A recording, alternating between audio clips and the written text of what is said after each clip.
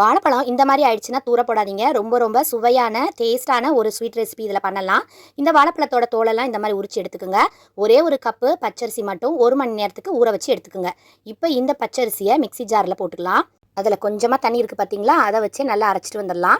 இப்போ இதில் 2 ஏலக்காய் சேர்த்துக்க போகிறோம். வாழைப்பழத்தையும் நம்ம எடுத்து இதில் போட்டுக்கலாம். இப்போ இதையும் அரைச்சிட்டு வந்துடலாம்.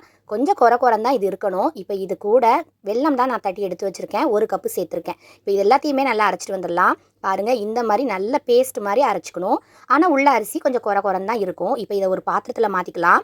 இப்போ இதில் கொஞ்சமாக சுக்குத்தூள், கொஞ்சமாக உப்பு, கொஞ்சமாக சோடாப்பு, சமையல் சோடான்னு சொல்லுவோம் இல்லையா, அதையும் சேர்த்துட்டு நல்லா மிக்ஸ் பண்ணிக்கணும். இதை நல்லா கலந்து விட்டால் தான் நல்லா சூப்பராக சாஃப்டாக இது வரும். இதை நல்லா கலந்து விட்டுட்டு ஒரு 1/2 மணி நேரம் அப்படியே ஊற விட்டுருங்க.